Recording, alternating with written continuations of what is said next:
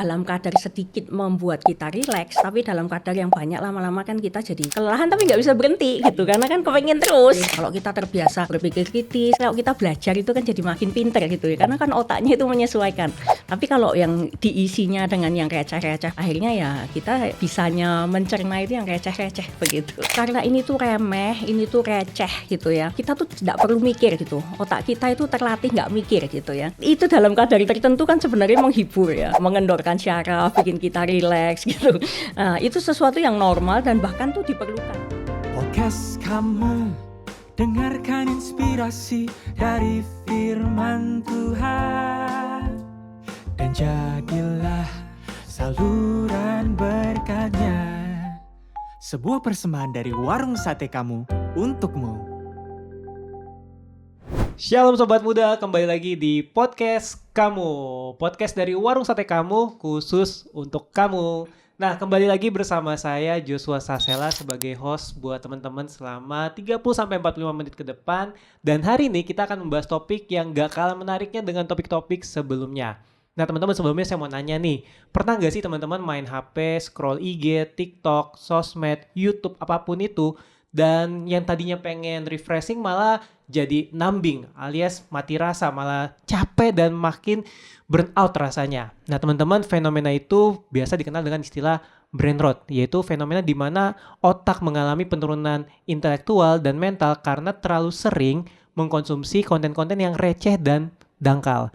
Nah bahkan teman-teman ya, fenomena ini sempat diliput oleh harian Kompas, dan teman-teman bisa cek nanti di artikel yang berjudul Brain Rot Mengintai Generasi Muda. Dari artikel tersebut ternyata 76,22% orang menyebut istilah brain rot sebagai fenomena pengrusakan otak atau pembusukan otak teman-teman. Dan 10,73% membahas penurunan kognitif, kecerdasan, dan meningkatnya kelupaan. Nah teman-teman, tapi itu cuma sebagian kecil dari dampak negatif brain rot.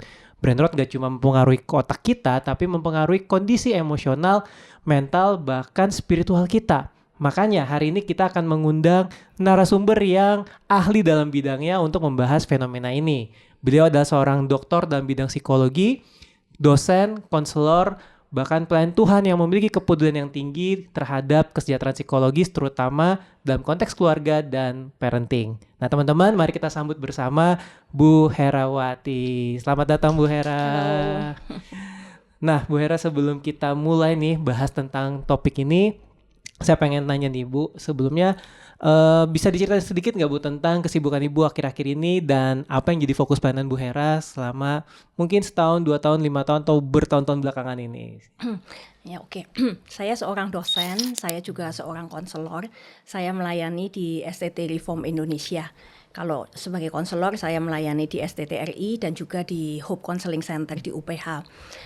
Saya banyak melakukan konseling, memberikan seminar-seminar. Fokus saya seperti yang tadi sudah disampaikan terkait dengan keluarga, terkait dengan parenting. Lalu untuk riset-riset yang banyak saya lakukan, terutama terkait dengan dampak psikologis dari dunia digital. Seperti itu. I see. Jadi memang sudah sering membahas topik tentang digital dan parenting dan kondisi mental ya Bu, pengaruhnya dengan kondisi mental kita. Nah Bu, saya mau nanya nih, akhir-akhir ini kan fenomena brain rot tuh lagi happening banget ya Bu ya. Bahkan tahun 2024 kemarin tuh masuk sebagai Oxford Word of the Year gitu, paling dibahas di internet. Nah tapi sebenarnya saya pengen nanya sih Bu, sebenarnya apa sih yang dimaksud dengan brain rot gitu? Apakah ini fenomena yang benar-benar baru atau cuma istilah baru aja untuk menyebut atau mengistilahkan suatu masalah yang sebenarnya sudah lama ada dalam kehidupan manusia? Ya, sebenarnya brain rot ini kan mulai rame dibicarakan itu kan sejak 2020-an lah ya. Di TikTok, di berbagai media sosial itu ngomong isu ini sehingga menjadi viral di kalangan anak-anak muda. Bahkan tadi seperti disampaikan, Joshua sampaikan ya, 2024 ini kan Oxford Dictionary itu memilih brain rot itu sebagai word of the year gitu ya.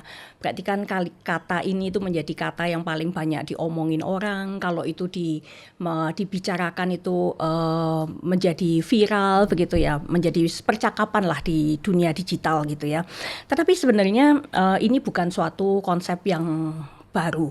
Sebenarnya konsep ini itu secara khusus gitu ya pernah dibahas sejak tahun 1854. Ini di buku judulnya Walden ya, karangan Thomas David Thoreau ini ya.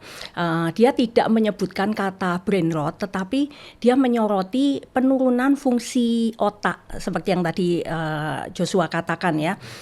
Kondisi mental intelektual itu yang menurun karena konsumsi materi yang remeh-temeh gitulah, yang kurang menantang begitu. Kalau sekarang ini kan media daring ya, yang konten-konten itu tersedia di sana. Tapi sejak 1854 ini Thomas Thoreau ini menyoroti ini ya, kehidupan yang sangat sibuk, masyarakat yang konsumtif begitu ya, yang dikerjakan itu remeh-temeh, tapi begitu sibuk, begitu banyak yang dikerjakan sehingga mempengaruhi intelektual mereka. Lifestyle itu ternyata mempengaruhi intelektual mereka. Dan Thoreau ini memberikan satu kritik dan dia memberikan satu alternatif. Percobaan ini bukan percobaan dilakukan pada orang lain tapi pada dirinya sendiri. Dia 2 tahun 2 bulan itu tinggal di satu desa kecil gitu ya, di dekat danau yang disebut Walden ini, yang menjadi judul bukunya itu. Dia di situ hidup sederhana, makan dengan apa yang ada di sekitar itu, bersosialisasi dengan masyarakat, dan ternyata dia membuktikan bahwa intelektualnya dia itu bagus ketika dia berelasi dan hidup dengan kehidupan yang dalam tanda petik nyata begitu ya. Nah itu menjadi satu kritik terhadap gaya hidup seperti itu. Nah sebelum media sosial ini rame, sebelum-sebelumnya mungkin kita juga melihat fenomena yang sama dengan misalnya orang-orang yang terus-menerus mengkonsumsi katakanlah sinetron seperti itu ya, cerita-cerita yang receh-receh begitu, yang ceritanya sebenarnya bisa ditebak tapi kita bisa menghabiskan waktu banyak sekali di sana gitu ya. Kalau pada masa itu mungkin hanya orang-orang yang suka drama-drama remeh begitu yang akan terjebak di dalam fenomena ini. Tetapi sekarang kan enggak. Kita sekarang itu ada banyak alternatif. Kamu suka apa? Kamu mau suka bersosialisasi, sosial media bisa membawa kita ke sana. Kita yang suka belanja-belanja ini juga ada gitu ya. Kita belanja yang enggak gitu ya. Remeh-temeh, bahkan yang kita hanya terhubung dengan grup notifikasi yang muncul itu pun juga membuat kita seolah-olah merasa terhubung begitu ya dengan media sosial. Jadi dengan adanya media digital sekarang, orang yang beresiko untuk jatuh ke brain rot ini tuh akan semakin luas begitu. Siapa saja bisa beresiko seperti itu. Jadi sebenarnya, nah ini berarti fun fact ya teman-teman ya, ternyata tuh istilah brain rot sekalipun bukan disebut brain rot ternyata sudah ada sejak 1854 ya Bu ya. Dan itu berawal dari kesibukan masyarakat, dan sebenarnya berarti bisa dikatakan brain rot itu muncul dari otak yang dijalankan secara otomatis, apa bisa dibilang kayak gitu? Iya, seperti itu ya. Karena ini tuh remeh, ini tuh receh gitu ya. Kita tuh tidak perlu mikir gitu. Otak kita itu terlatih nggak mikir gitu ya. Jadi akhirnya seperti itu sehingga dikatakan kan membusuk gitu ya. Ya mungkin bukan benar-benar membusuk ya, tetapi mungkin fungsi-fungsinya itu melemah gitu ya. Nah ini berkaitan nih Bu. Jadi saya pengen nanya. Jadi sebenarnya yang terjadi dalam otak kita itu apa sih Bu ketika mengalami proses brain rot tersebut? Ya, otak kita itu kan plastis ya. Mungkin kita pernah dengar kata neuroplasticity gitu ya. Dan otak kita ini kan adaptif. Apa yang terus-menerus kita itu lakukan, apa yang terus-menerus kita itu terpapar, itu tuh akan mengubah koneksi neuron, bahkan struktur dari otak kita gitu ya. Nah terkait dengan ini ya, aktivitas digital kita ini ya, apa sih yang terjadi gitu. Antara lain itu beberapa hal yang terjadi di otak kita. Yang pertama itu adalah mengenai sistem reward. Jadi kan media sosial, game, lalu juga konten-konten daring yang lain itu kan mengaktifkan sistem reward otak ya. Mungkin pernah dengar kata dopamin gitu ya. Yang hormon bahagia gitu ya, yang membuat kita itu seneng gitu ya. Notifikasi, like, scroll yang nggak ada ujungnya ini gitu. Itu tuh memberikan dopamin hit meskipun kecil-kecil gitu ya, keluar dopamin tapi terus-menerus gitu. Dan itu tuh nagih, membuat kita itu ketagihan pada konten-konten digital seperti itu, dan kita menjadi sulit fokus karena notifikasi itu kan terus-menerus ada ya kan. Mau di IG, mau di WhatsApp, apalah, bahkan kita install aplikasi toko tertentu itu pun juga memberi kita notifikasi yang nggak ada habis-habisnya. Nah itu memberi, di satu sisi memberi sistem reward yang menyenangkan, tetapi itu nagih gitu ya, membuat kita itu jadi kayak kecenderung untuk bisa kecanduan. Selain sistem reward itu juga penurunan rentang perhatian ya, mungkin sering dengar kata attention span gitu ya. Mengapa kok bisa terjadi seperti itu? Karena konten-konten digital ini kan sekarang ini biasanya itu pendek-pendek ya, cepat sekali berubah gitu ya, apakah itu TikTok Reels, YouTube Short gitu ya, semuanya kan makin lama makin pendek gitu ya. Jadi otak itu terbiasa dengan simulasi yang sifatnya itu instan ya. Akibatnya ya jadi kita itu sulit bertahan dalam aktivitas yang butuh perhatian yang jangka panjang seperti membaca, belajar, kontemplasi, itu tuh menjadi sesuatu yang sulit ya. Nah ini kan kaitannya dengan tadi ya, kemampuan untuk berefleksi secara mendalam, berpikir kritis itu makin lama itu makin berkurang ya. Ya karena di satu sisi tadi ya simulasi yang cepat dan dangkal gitu ya, sehingga kita itu nggak terlatih berpikir kritis, nggak terlatih berpikir secara mendalam, lalu juga kita itu kelelahan, kognitif overload gitu ya, rasanya informasi itu banyak dan nggak ada habis-habisnya, terus menerus aja, banjir informasi dari berbagai sumber, apakah itu berita, media sosial, iklan dan lain sebagainya ya. Nah ini dua hal ini, kognitif overload dan juga stimulasi yang cepat dan dangkal itu membuat kemampuan kita untuk berefleksi secara mendalam dan berpikir kritis itu berkurang. Wow, jadi ternyata kompleks banget ya Bu ya, dalam otak kita yang sebenarnya kelihatannya remeh, tapi di proses otak tuh ternyata sekompleks itu ya Bu ya. Karena ini dilakukan terus-menerus berulang. Kembali lagi kan otak kita itu sebenarnya plastis gitu ya, bisa ngikutin apa yang kita paparkan. Kalau kita terbiasa berpikir kritis kan seolah-olah kalau kita belajar itu kan jadi makin pinter gitu ya, karena kan otaknya itu menyesuaikan. Tapi kalau yang diisinya dengan yang receh-receh begini ya, akhirnya ya kita bisanya mencerna itu yang receh-receh begitu. Jadi kalau saya bisa kasih analogi mungkin kayak latihan beban gitu ya Bu. Otak kita mungkin kayak latihan beban juga. Kalau bebannya nggak ditambah dan cuma beban yang ringan ya kapasitasnya segitu doang berarti. Iya, bisa seperti itu. Nah, pertanyaannya Bu, gimana nih caranya? Kan tadi kita terbiasa nih dengan dopamin hit yang cepat gitu. Nah, gimana caranya kita mungkin bisa mulai melatihnya nih Bu untuk pelan-pelan bisa kembali ke bentuk semula gitu otaknya? Ya, ini kan memang otak kita ini itu ya plastis. Jadi kalau misalnya itu dibiasakan dengan yang receh-receh, akhirnya ya jadinya ya bisanya mencerna yang receh-receh begitu ya. Nah ini kalau kita mau melatihnya kembali, ya kita mesti seperti yang tadi kamu gambarkan, latihan beban gitu ya. Kita mulai dengan latihan beban yang sedikit-sedikit itu ditambah gitu ya. Ya jangan terus-menerus kita latihan itu yang receh-receh seperti itu. Aktivitas-aktivitas seperti itu kan kita mesti kurangi dan kita lebih ke dunia digital sebenarnya kan enggak semuanya receh. Ya kan ada banyak sekali saya mengerjakan disertasi saya juga sangat dibantu dengan dunia digital. Tapi ya tentu bukan konten-konten yang receh seperti itu gitu ya. Kan jurnal dan lain sebagainya itu kan ada banyak sekali yang tersedia di sana begitu. Kita bisa melatih dengan hal-hal yang seperti itu. Oke, jadi mungkin mulai melatih algoritma kita juga gitu ya Bu, supaya nggak selalu terpapar dengan konten-konten receh gitu ya. Mengisinya dengan yang baik. Nah, Bu, tapi di satu sisi kan banyak orang nih alasannya nge-scroll TikTok, nge-scroll sosmed itu untuk refreshing. Tapi kenapa semakin kita nge-scroll kita makin capek ya? Tadi mungkin karena brain rot tadi. Nah, sekarang Bu gimana caranya kita membedakan atau apa sih yang harus kita lakukan nih supaya bisa ngebedain kapan kita menggunakan sosial media untuk beristirahat dan kapan kita hanya untuk menghindar gitu dari kenyataan dengan scrolling terus di sosial media. Ya, sebenarnya kan komunikasi di media sosial gitu ya, informasi dari teman, berita, hiburan gitu ya, humor, game, bahkan hal-hal yang receh-receh kalau kita lihat itu kan ya, brain rot, kalau kita search brain rot gitu kan, munculnya kan gambar yang enggak gitu ya. Mungkin yang terkenal itu apa Skibidi gitu ya. Tung sahur ada juga tuh. Tralala. Aduh gitu. Ini apa gitu ya.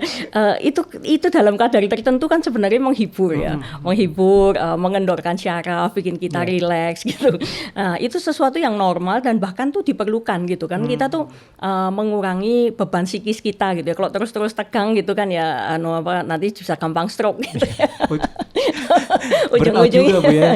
ya. Nah, ini sebenarnya kan menolong kita lah mengurangi membuat otak kita itu sedikit rileks gitu ya. Masalahnya kadang-kala itu kita melakukannya itu kan sadar atau nggak sadar. Ya kan. Nah, kalau kita sudah di dunia digital gitu ya. Tadi kamu sempat menyebutkan algoritma gitu ya. Begitu kita masuk ke konten-konten yang seperti itu, pasti yang itu tuh kan akan muncul terus. Ya kan. Akhirnya kan kita jadi resiko kita untuk terus-menerus terpapar makin lama makin banyak itu kan semakin besar gitu ya. Nah, itu masalahnya, apakah kita melakukannya dengan sadar atau dengan tidak sadar, kita melakukannya itu dengan dalam kontrol atau just reaksi yang tidak terkontrol, yang otomatis gitu ya. Ini kan distraksi itu kan banyak sekali, ya kan, muncul semua gitu ya. Ini tuh respon sadar atau respon otomatis. Kalau ini adalah suatu respon sadar, ya ini tuh bisa relaxing. Kan kita tahu lah kita mau ngapain, mau berapa lama gitu ya, kapan cukup, itu kan sebenarnya kita sendiri yang menentukan, ya kan. Tapi kalau ini adalah suatu reaksi otomatis, ini kan akhirnya munculnya kan jadi nggak bermakna gitu ya. Kita just ngeresponin tadi ya notifikasi dan algoritma yang muncul. Nah ini kan melelahkan secara fisik dan psikis ya, karena nggak ada maknanya kan sebenarnya. Makna itu kan sebenarnya bagi kesehatan mental kita itu kan baik. Tapi karena ini tuh sesuatu yang nggak ada maknanya, dalam kadar sedikit membuat kita rileks, tapi dalam kadar yang banyak lama-lama kan kita jadi kelelahan tapi nggak bisa berhenti gitu, karena kan kepengen terus. Itu gimana tuh ya Bu? Kadang gitu saya juga awalnya sadar nih, oke gue pengen nyari konten yang lucu gitu ya. Nah tapi lama-lama tuh tadi Bu karena algoritmanya, nah ini yang nyebelin sih algoritma ya, dia akan terus munculin lama-lama kita nggak sadar. Nah itu kita dalam keadaan yang tidak sadar itu gimana caranya? Kayaknya udah kelewatan nih. Nah itu gimana Bu? Nah sebenarnya paling gampang itu kan kita netepin batasnya, ya kan. Ada orang yang dengan sadar begitu yang dia cari cukup, ya sudah gitu ya. Tapi kan ada yang enggak gitu kan, seperti yang tadi kan buka-buka terus gitu ya, makin lama makin panjang dan akhirnya udah 2 jam gitu ya, atau bahkan sudah malam gitu ya, kita nggak sadar gitu ya. Nah kita mungkin kita perlu gitu ya menentukan kata cukup gitu. Bahkan mungkin bila perlu kasih notifikasi juga gitu ya. Kita mau scrolling, kita punya mau pengen tuh lagi suntuk nih sekarang gitu ya. Berapa misalnya setengah jam misalnya gitu ya. Kita kasih ya setengah jam ada notifikasi. Stop is stop gitu ya. Nah itu akan menolong ya. Nah ini kan ada satu kalimat yang menarik itu di bukunya The Walden tadi ya. We do not ride on the railroad. It rides upon us gitu ya. Nah kalau ini tadi ya, aktivitas game-game hal-hal hiburan ini, kalau kita itu rides on it gitu ya. Jadi kita yang mengendalikan, ini tuh sesuatu yang berguna buat kita. Tapi karena ini adalah suatu respon otomatis yang tidak terkendali, ya akhirnya kita yang dikendalikan gitu kan ya. Ini sesuatu yang mungkin awareness, mungkin mindfulness itu kata-kata yang sekarang ini mesti sering kita dengungkan gitu ya, melakukan sesuatu dengan kesadaran penuh gitu ya. Kita itu sedang ngapain gitu ya. Betul. Jadi mungkin kita kasih alarm gitu ya Bu di handphone 30 menit main, habis itu selesai gitu ya. Itu salah satu yang menolong. I see. Nah, dalam dunia konseling nih Bu, saya pengen nanya, bagaimana Ibu melihat dampak dari kelelahan digital ini ya, dari brain rot tadi, fenomena brain rot dan kelelahan digital, kan jadi kelelahan digital. Nah, apakah ini mempengaruhi pembentukan identitas kita juga nih Bu, sebagai manusia dan pengelolaan emosi serta relasi dengan sesama Bu? Ya, mungkin kita mesti membedakan ya antara brain rot, kelelahan digital dan juga aktivitas digital. Ya kalau brain rot ini sebenarnya kan ya salah satu dampaknya ya dari kelelahan digital itu gitu ya. Nah, sementara kalau aktivitas digital itu sebenarnya tidak selalu menghasilkan kelelahan digital. Ya, jadi kalau dikaitkan ke identitas, mungkin saya klarifikasi dulu. Identitas itu definisinya itu adalah persepsi pribadi tentang diri gitu ya. Siapakah aku ini mau kemana, apa peranku, apa yang harus aku lakukan, hal-hal yang seperti itu ya. Ini adalah satu persepsi secara pribadi. Nah kalau bicara tentang aktivitas digital, dampaknya kepada identitas ini kan secara positif ini merupakan apa yang terpapar di media digital itu adalah media eksplorasi identitas yang luas, murah dan mudah gitu ya, gampang sekali sekali dilakukan gitu kan. Semuanya sudah ada di sana. Kita kalau mau membentuk identitas kita kan kita perlu eksplorasi dulu. Misalnya kamu gini ya mau menjadi pelayan anak muda di ODB misalnya gitu kan, kamu pasti eksplor dulu. Mungkin sudah coba kerja di tempat lain dan sebagainya gitu ya. Akhirnya menemukan panggilan di sini. Nah, itu kan kita memerlukan eksplorasi. Nah, itu aktivitas digital itu sangat menolong kita untuk melakukan eksplorasi karena semuanya sudah ada di situ gitu ya. Tapi secara negatif itu bisa memunculkan alternate self ya.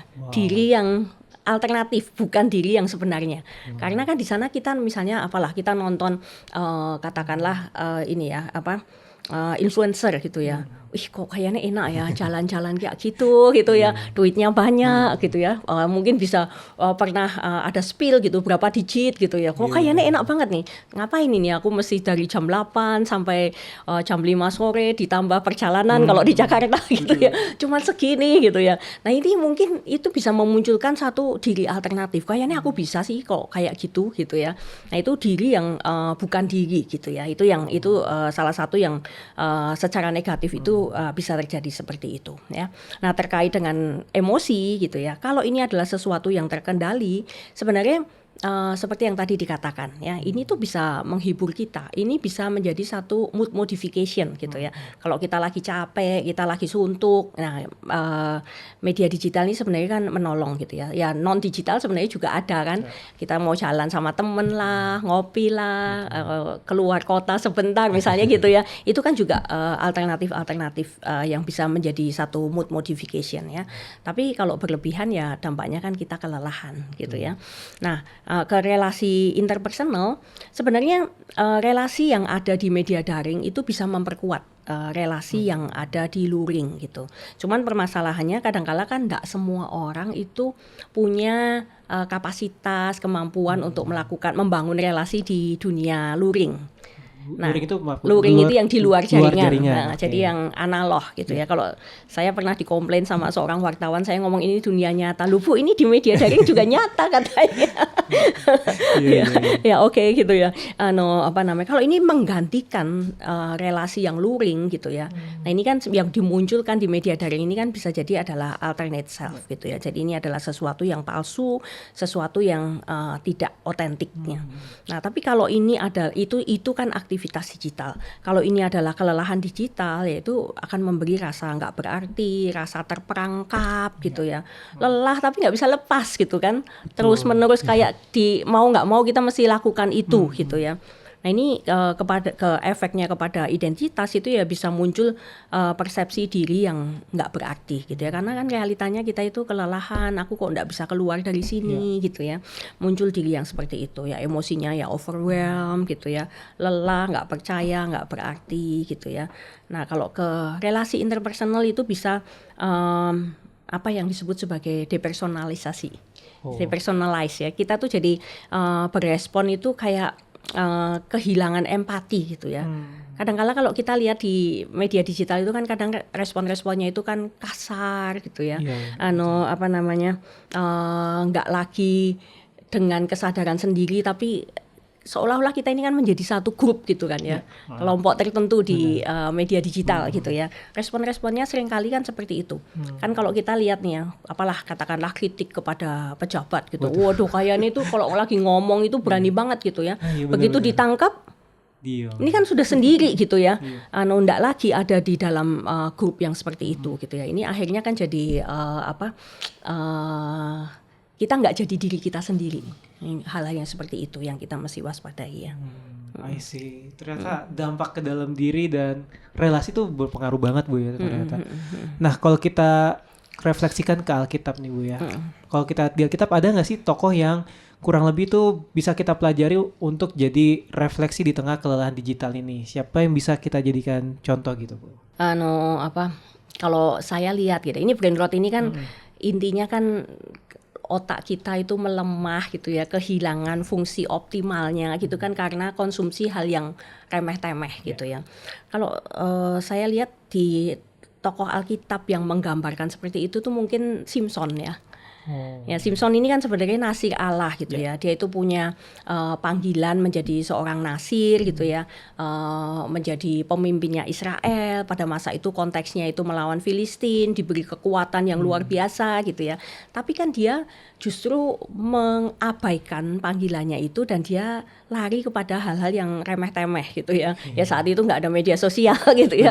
Remeh-temehnya ya dia nurutin aja nafsunya dia gitu ya, kepada sembarangan perempuan, nggak peduli itu bukan orang Israel gitu ya. Nah akhirnya kan dia kehilangan peran yang sebenarnya Tuhan itu sudah siapkan untuk dia gitu ya.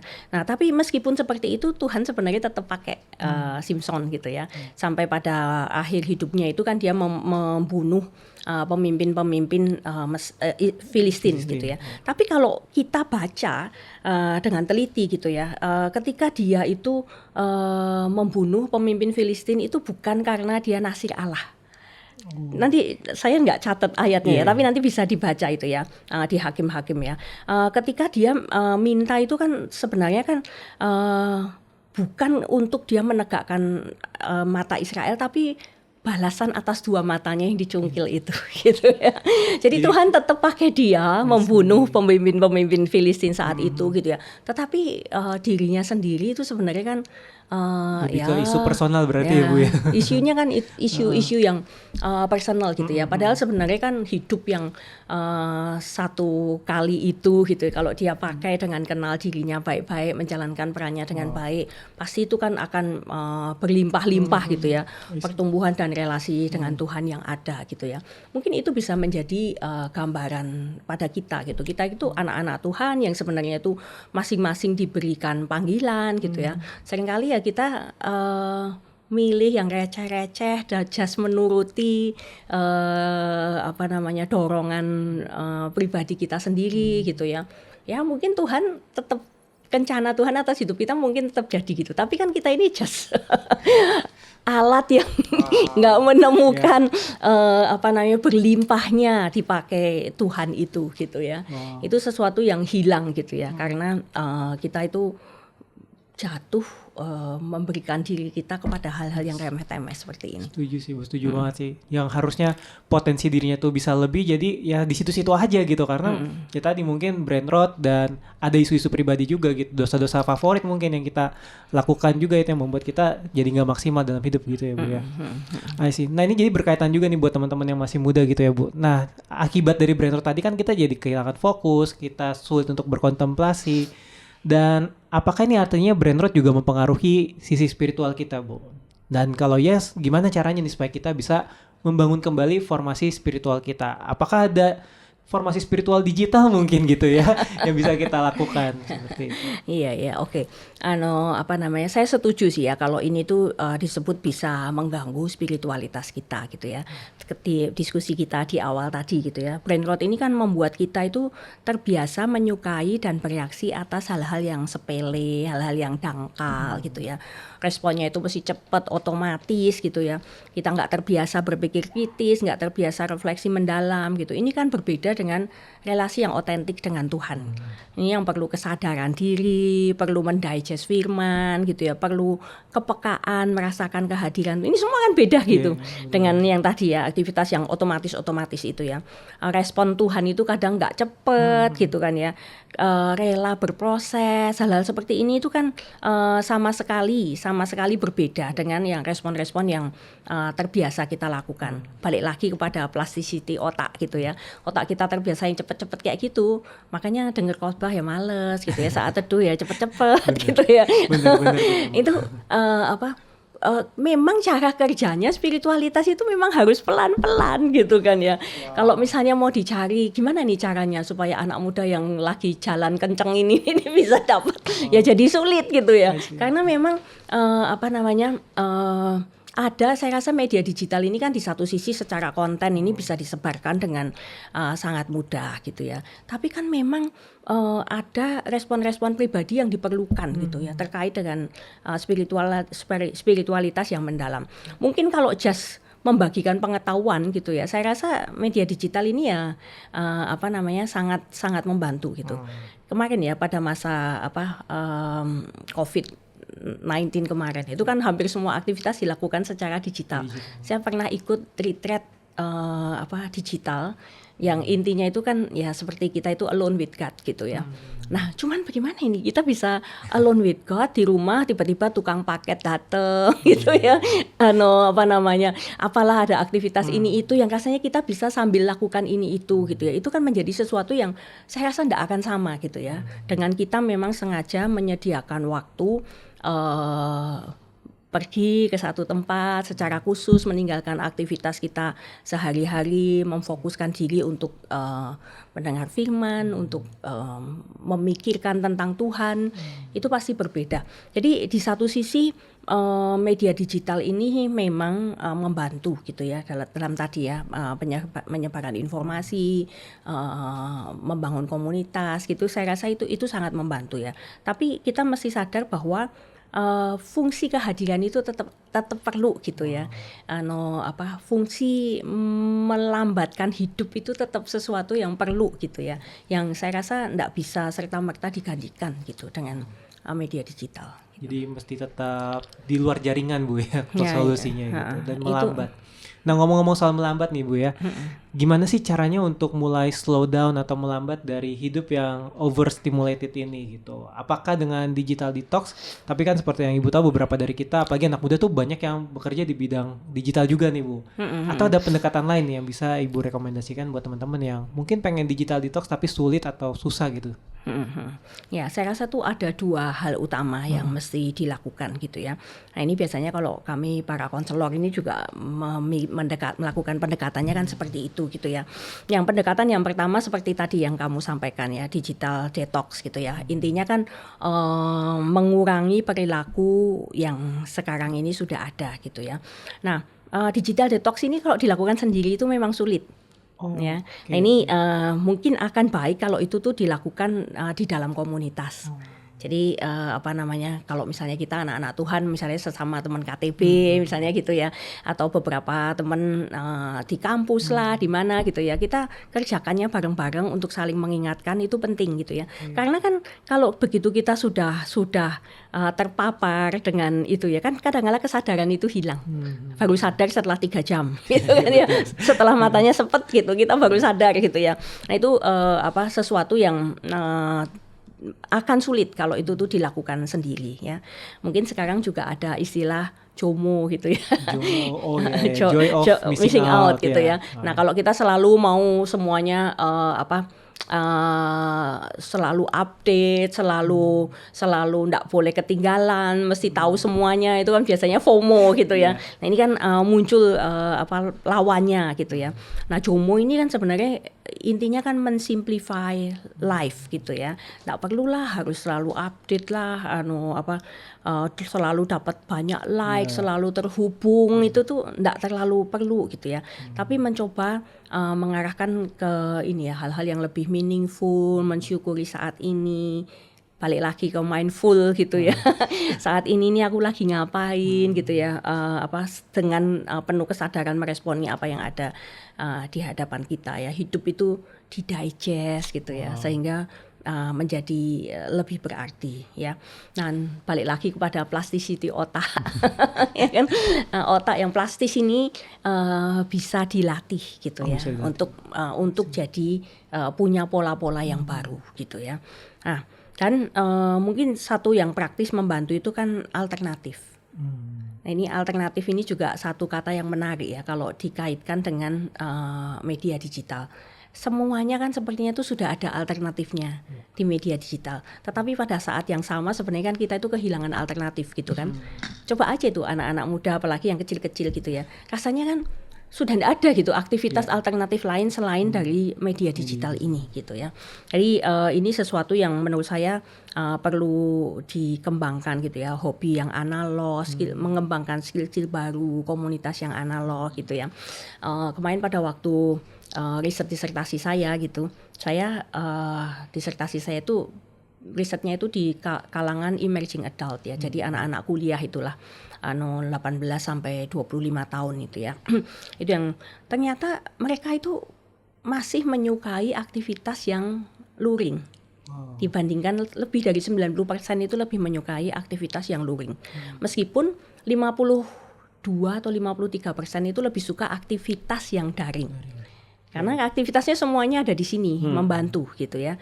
Semua ada di sini. Tapi secara komunitas, secara perjumpaan itu mereka lebih senang yang luring. Jadi sebenarnya ini kesempatan kita gitu ya. Ketika generasi yang ini itu masih menyukai aktivitas yang luring gitu ya. Kita mesti banyakin aktivitas seperti itu. Karena social presence itu akan berbeda gitu ya dengan daring dan luring gitu ya. Kalau kita terus-menerus fokus kepada yang digital gitu, lama-lama kan semakin tidak terbiasa gitu dengan yang luring gitu ya. Saya nggak tahu ini nanti kalau riset kepada generasi A mungkin hasilnya akan berbeda gitu ya dengan yang baru ya. Oke, itu kan satu hal yang pertama itu yang terkait dengan ini ya. Mungkin bagi saya itu hal-hal yang lebih permukaan gitu ya.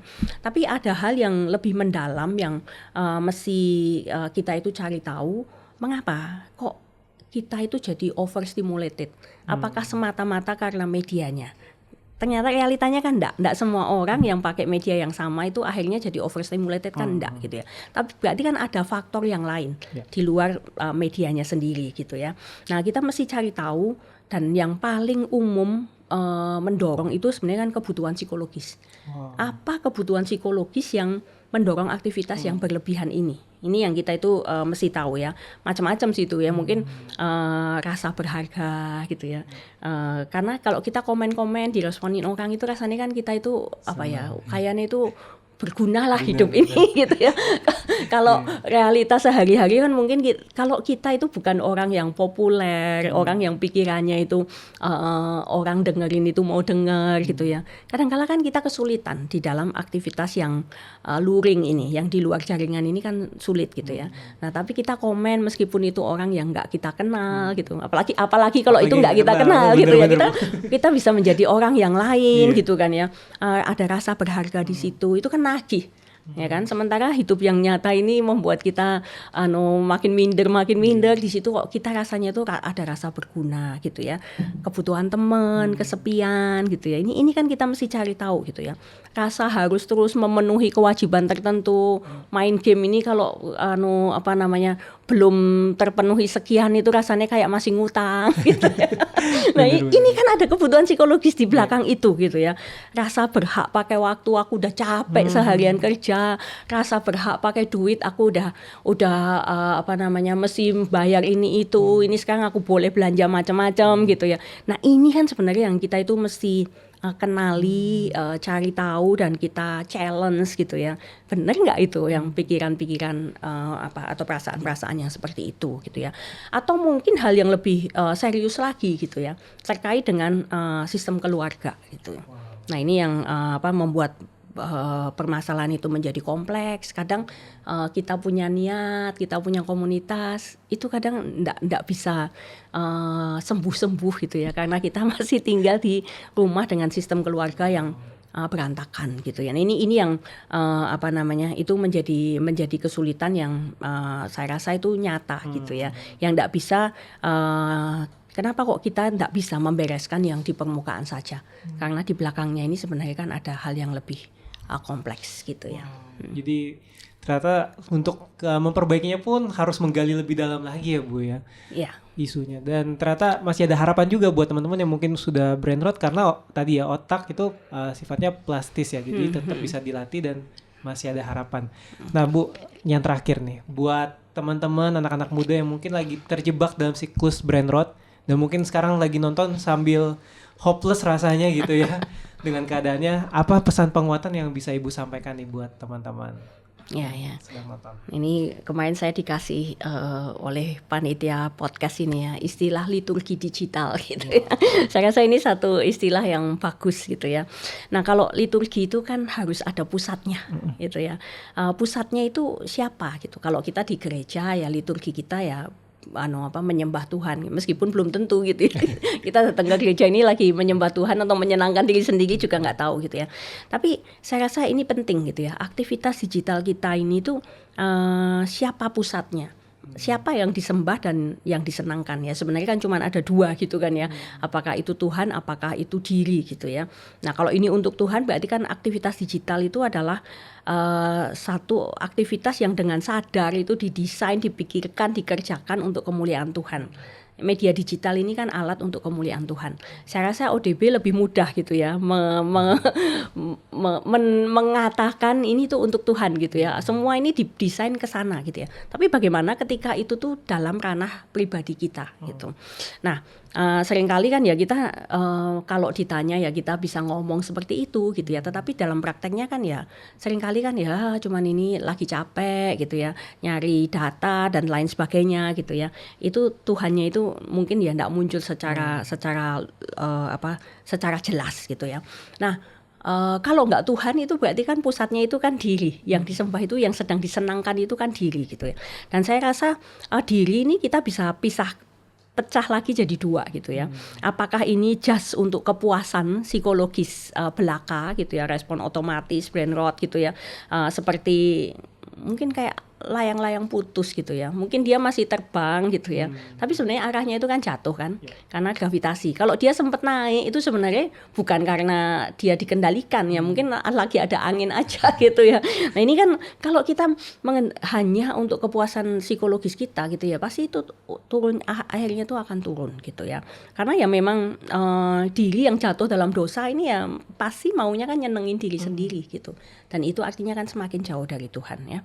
Nah, meskipun untuk diri selain untuk kepuasan pribadi bisa juga untuk tujuan tertentu. Ya ini kan yang lumayan gitu ya. Meskipun tujuannya itu juga pribadi gitu, tapi ada arahnya gitu ya. Memakai media digital sebagai alat mencapai tujuan tertentu.